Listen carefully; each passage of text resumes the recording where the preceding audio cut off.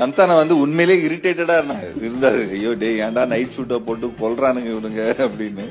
அதெல்லாம் உண்மையான டைலாக். அது அவ போய் 6 மாசம் ஆகுது அப்படின்லாம் சொல்றது. இப்போ நான் சொல்லுவேன் இந்த டைலாக் எனக்கு ரொம்ப பிடிச்ச டைலாக். அது டேய் நீ கொடுத்த கிரீட்டிங் கார்டெல்லாம் தெருவா போஸ்டர் வச்சு ஓட்ட வேண்டி போடி போ அப்படின்லாம் சொல்லுவேன். இதெல்லாம் வந்து ஸ்கிரிப்ட்ல இருந்துச்சா இல்லையான்லாம் கூட தெரியலங்க. இது எல்லாமே அப்படியே கேமரா ஓட விட்டு என்ன வருதோ அதுல வந்து ஒரு டேக் ஒன்னு மாதிரி வரும். அதுல இந்த டேக் அதுல ஒரு டேக் இப்படி வந்தது. இது one of the best scenes. I think அதுக்கு முன்னாடி ஒரு சீக்வன்ஸ் இருக்கும். அதுல அந்த லேண்ட்லைன் செல்போன் வச்சிருந்தா தான் உடைக்கிற, லேண்ட்லைன் வச்சுட்டும் உடைக்கிறியாடா அப்படிங்கிற மாதிரி இந்த மாதிரி ஒரு ஒரு ஒரு சீக்வன்ஸ் இது.